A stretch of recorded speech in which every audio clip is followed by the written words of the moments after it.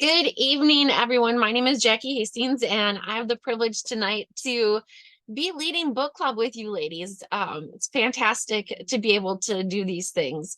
We're on chapter 16 and 17 of the 21 Irrefutable Laws of Leadership, and it kind of is for a God thing or whatever you want to call it, to read these chapters because sometimes, life gets in the way and we get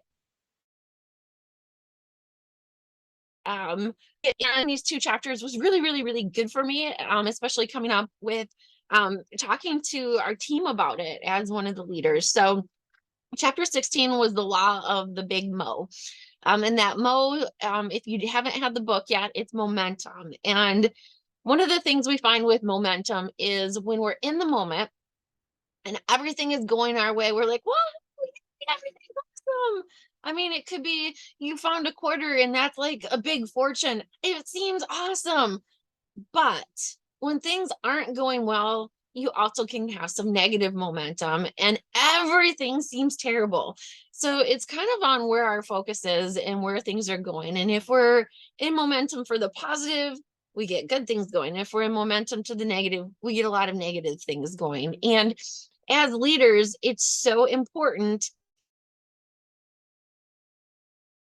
that we get that momentum for some magic spark to happen and somebody to make it happen for you. You're going to be sitting on your booty a long time. You have to get off of your own booty and make things happen. And ways that you can do that is um, start thinking about things, start looking into things. You have to create leaders. They talked about how momentum is a big exaggerator. Go big on these things. Momentum makes leaders look bigger and better than they are. So have you ever seen someone that you really were like, man, they're doing awesome and you want to be part of that and all of that, but then later you look back and you're like, you know what, they're just doing the same things, and they're not really these gods, so to speak, that we necessarily think they are, but they've just been really presenting themselves well. They've been doing the good things and good things are happening. And when we see that happening, we want to follow those people. I mean, that's just dumb. Um, Unless you're in a bad spiral and you want to go down the hole. And those leaders who are in momentum or getting momentum going helps their followers perform better. So in order to create that momentum, we've got it going. And then we want to see the others that are our followers do well too. It's not something that we do in a vacuum. It's something that we do together. We pull things up, we get people going, we get people that are with us growing more, and they in turn do the same. And it's a really positive spiral effect. We want to be the catalyst for change. So people like winning, get wins. So even if it's something super small, let's say you had somebody who just got their products and they haven't got enough belief yet. Congratulate them on taking their products. Congratulate them on taking that first step, because it's really scary for a lot of people just to make a commitment to do something different at this point. Most of the people who we see, they're usually at least 20 years old. So they've had 20 years of doing things differently. Some of us are much older than 20, besides Anna Furman on this call right now. We have been doing a lot of things. We may have tried a lot of different systems. We may have failed, and to see something else that somebody's so excited about, you might be wondering, what in the world are we setting ourselves up for now? You don't want to set yourself up for another failure. So encouraging those people, congratulating them, thanking them for allowing you the opportunity to help and coach them, and celebrate every one of those little small wins. When we have somebody sign a new person up, send a message to your downline, whether they're level 1 or you're level 7. Send them a quick message. Hey Melissa, I'm so proud of you. Congrats on your new join. It feels good. Just those little simple messages, they feel good, guys. We want to see each other succeed. When you see people posting in the team page, welcome to my friend Joe, who's just starting these products, hop in there and say welcome, congratulate them, make them feel welcome. Those are all little wins that are important. People see you doing those things, that person sees that, and they're like, man, I want to be part of this. So we can work on creating that momentum on our own team, right? It's the same thing with our kids, with our family. You see your kid doing good and are doing well, and you give them praise for that. Even if they haven't done it perfectly, it's a lot about that effort. If your husband helped clean the house, even though he didn't do it wonderfully, and you have to go back and redo it, still thank him for doing it. It's all those momentum, because if you give that praise, people are going to continue to do those things. So, and again, it begins with a leader. I love how he said, you cannot kindle a fire in any other heart until it's burning within your own. So if you're kind of pooping out on this and you're doing it lackluster, not with any fire, people feel that you're not going to get that momentum. You're going to be like trying to kindle a fire on wet wood. It'll smoke, it'll get a little spark here and there, but it doesn't stay lit, and you have to put so much effort into it, and it feels hopeless. So if you can work on getting that fire going in yourself so that you can get that burning, so you can get that fire, so you're not having to drag, you're going to have a big fire. You're going to have that momentum, and it's contagious, you guys. So model hard work, dedication, and excellence and desire. Give encouragement, inspire, amaze, and work with your people, congratulate them. So honor those who move the ball forward. The more you reward success, the more people will strive for it. So I thought that those were all really, really good things. And that goes with our IPA, that goes with our daily work, that goes with all of this, our posting, everything else. Is if we're doing all of those things in our daily work, we're getting that momentum going, even though we might not see it at the moment. And if you're like, I'm going to go hard at this right now, I'm going to rock this out, and you do it for 3 days, well, people are watching you for more than 3 days, because this is something that we ask for a commitment for people for 30 to 60, 90 days. And if they see you're only a him haw on halfway for just a little bit, they're not going to jump on that train with you. So be super consistent with what you're doing for your posting and everything else as well. So that gets us on to the law of priorities. So it's super easy. And I am guilty of this at times too. When we're busy, we naturally believe we are achieving, but busyness does not equal productivity.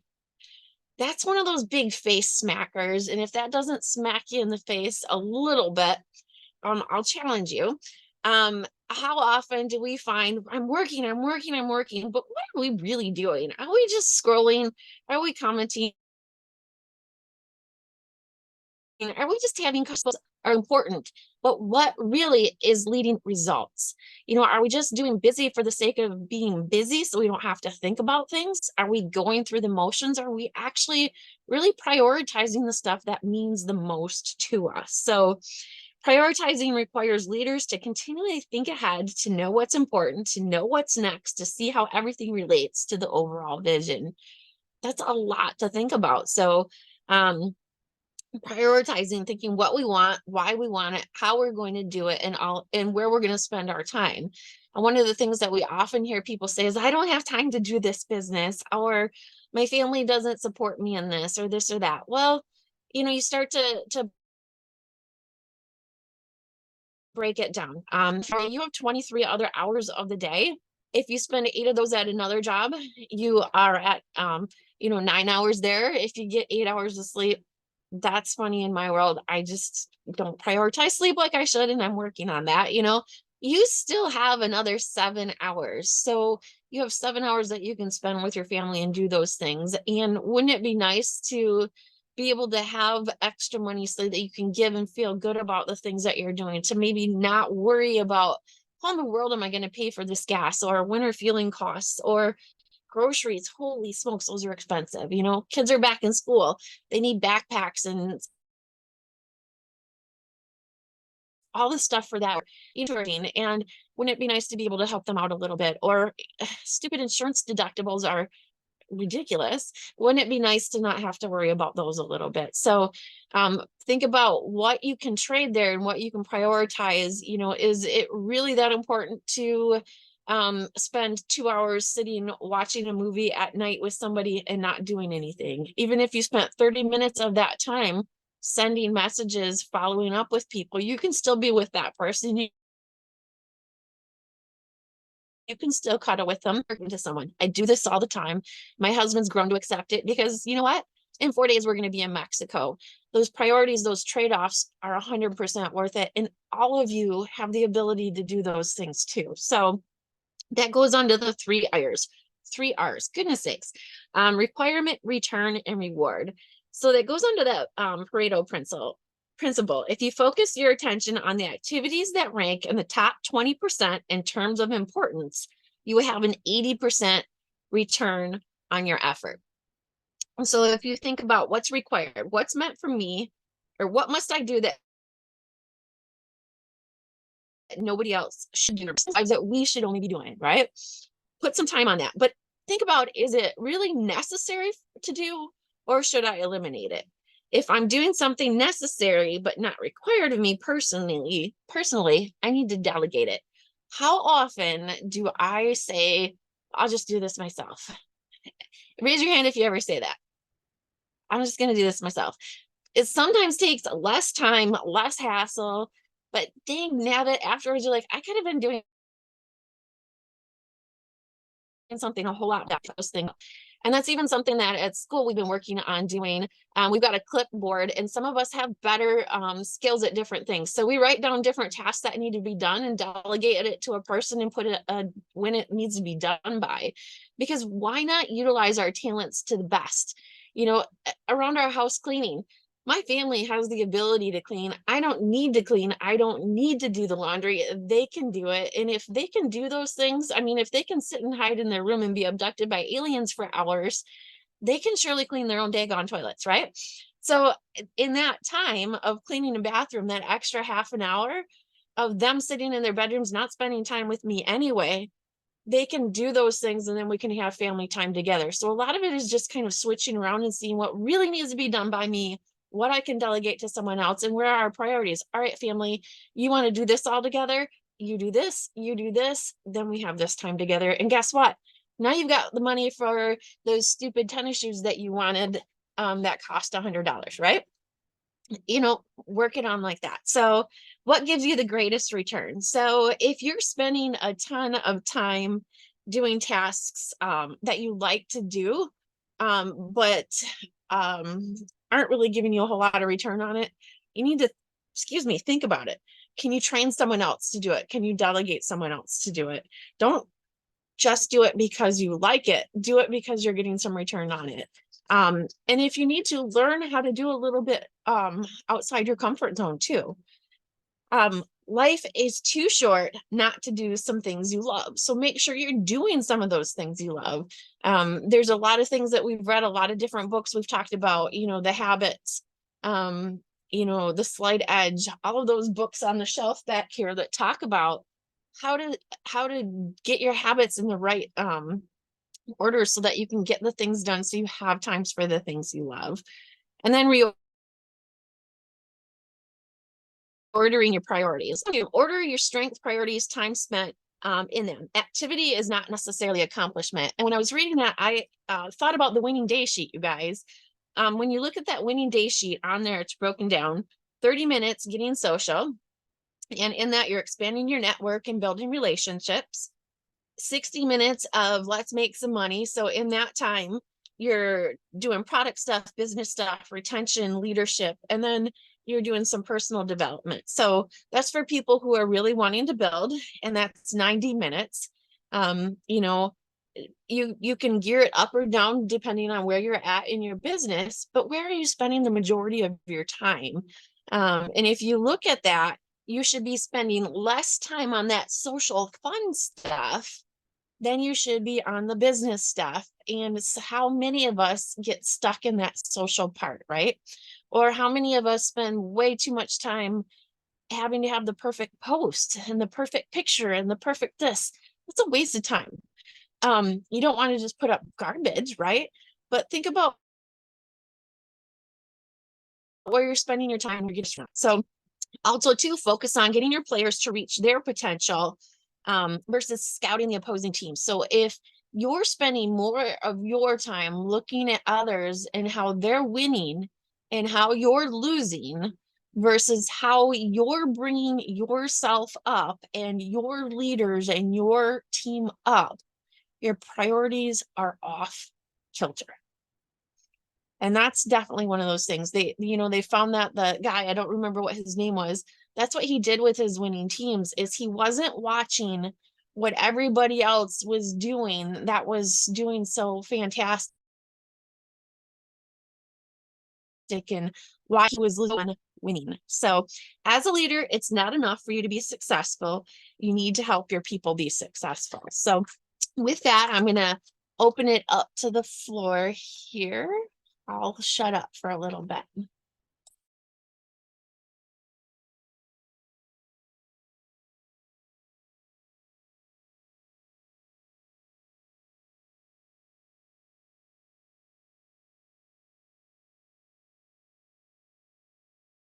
I would love to hear any of you talk a little bit about how you're structuring some of your priorities or some things that you can think of that help create momentum. Well, definitely working with intention. So this, in the first chapter, we can be busy or look busy working, right, and not moving anything. But what are we working on? And are we being intentional with our time and with, the things that we're doing? Are we showing up with excitement? Are we showing enthusiasm? Are we, building momentum within ourselves? The speed of your team is dependent on you, the leader of your team. So how are you showing up for your team matters, and what you're doing with them. And there's definitely times where I'm guilty of having stuff happen and my energy is low, and I can feel it in my team. My team's energy gets low. Then, I can recuperate. I don't live there, right? Like we all have, small periods of time where we're like, oh my gosh, life is crazy, but it's a week or, maybe 2 weeks, it's a season. We don't live there. Then we get the momentum back up. We, we get that energy back up. We regroup, we reconnect, we work harder with intention, or work smarter, not harder, with intention, and get that momentum going and bring that energy back up.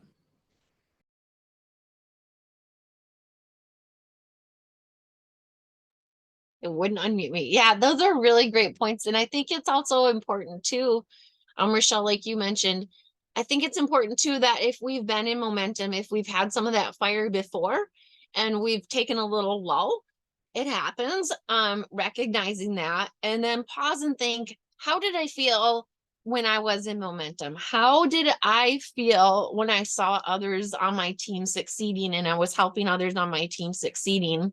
What kinds of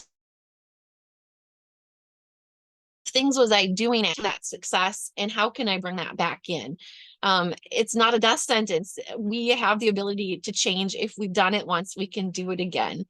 So I think that those are all really good things to think about and know that's possible. There are many diamonds that have had that happen, and they're still diamonds. They're still growing. So I think that's always important to note for this too. I loved your examples today, Jackie, especially like the one of the trying to light wet wood or whatever. I thought that was really a good example for momentum. And I underlined and like circled the you cannot kindle a fire in any other heart until it's burning within your own, because it's so stinking true. If you are not showing up, your team's going to feel that and see that, and they're going to stop showing up. And it's going to just be that downward momentum spiral, which is what we don't want, obviously. So like Rochelle said, definitely being more intentional again when you can be, and not living there is really important. And I know we talked about priorities as well, and that's very, very important. But when you are, what I have found anyway, when you are in like a feeling of like a lull, and Fallon talked about this on Monday too, start with the things that you do like, so that you do something, and then you can just add day by day the other things that maybe you don't like as much so that you can start getting yourself into your own momentum, because you can't expect your team to be in momentum and want to do the things if you're not showing that and modeling that, like Rochelle said too. So start with what you like, but then add on the stuff that you have to do too. And then I will say, I have definitely had times when my team has been in momentum, and it is so fun, and it's like the best feeling ever because it's you're seeing other people win, and it's just so much fun. And I remember feeling just like overwhelmed, and I hate using that word, but like, oh my gosh, I can't keep up with my messages, but that is a good thing.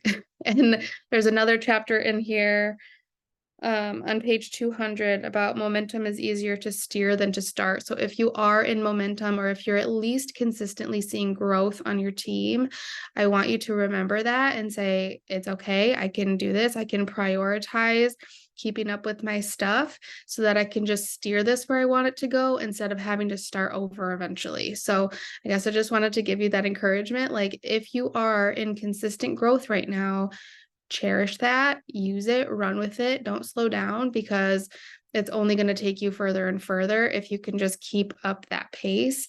Yeah, I think that's all I have to say. So important. And yeah, I forgot to mention the part about the steering is a lot easier than starting. It's so true. It's even just like exercise, man. Once you're in a groove and you're seeing all those positive changes and you're like, yay, me, I'm awesome. And then you get sick or you go on vacation and you fall off and you're like, ugh, how am I gonna get started again? Crud. It's so much easier to stay in bed and hit that snooze button in the morning. And it can be that way for our businesses too. But then, you have to go back to like what Lauren was saying and think about that crazy excitement. Or if you haven't hit that yet and you're new, talk to some of us. I mean, there's been times where we've been on the phone, online, all this stuff late at night as people are ranking up and we're cheering each other on and we're seeing these super cool things happen. It's like, yay, yay, yay. And then you're like, crap, how do I even keep up with this? But you do, because you can. We have more strength. And I think when you're in those crazy momentum, you find that you're not doing as much of the stupid time suck stuff. So you can actually focus and be more hyper focused on what you need to do versus the other stuff that just pulls you in 80 different directions. So it's super exciting. So definitely good points. Yeah, those were lots of good points. One of the things that I really liked about the chapter too is how it talks about like momentum is created by leaders too. So it's one of those things. It's a great reminder, like it's not just going to happen to you necessarily. Just working and doing your thing isn't going to just all of a sudden happen. It's created by your actions and casting vision for your team and showing them the things they should be doing and encouraging them that does it. And it's just a good reminder just to really focus on the action. And I like the good reminder about like the winning day sheet and how it's really set up to set us up for success. Because just doing all those actions, then creates the momentum. And it talks about how momentum has a magnifying effect. So then it's just going to continue to create good, and as you continue to do all those right actions and just, prioritizing, because there's life in the way. But if that's something you really want, it's important to focus on. The prioritizing. So, Fallon's call on Monday, she had them separated, and like those stung. Some of those, I was like, because you do like a lot of time think you're working and you're doing things you think you're supposed to be doing, and then you're like, what? I just, it's hard to even explain, but that was so good. The way that she broke each of those down, like in the levels, I'm like, oh my gosh. Yeah, that is.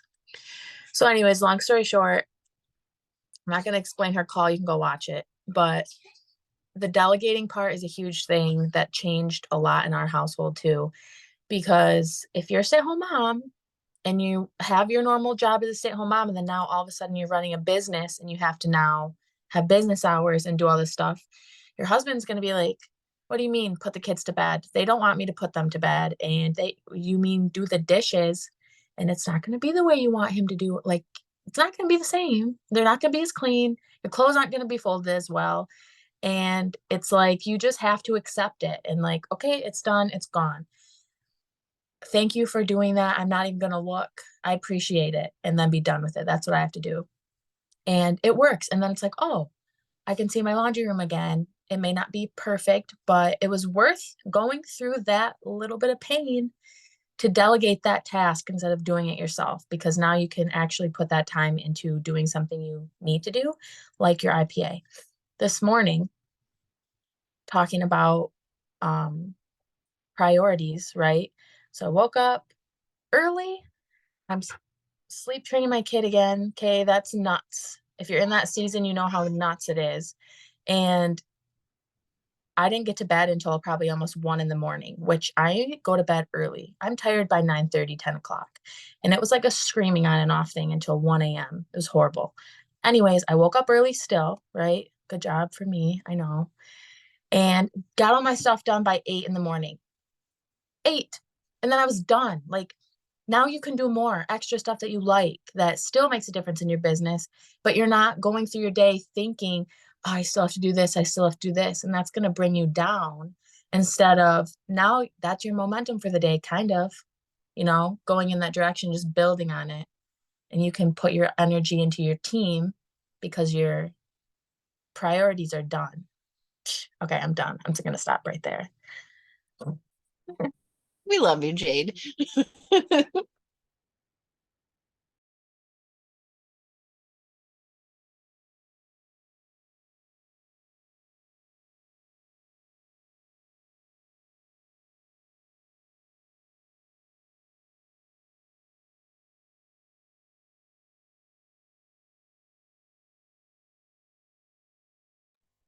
Anything else they would like to add or questions or anything along those lines regarding these chapters?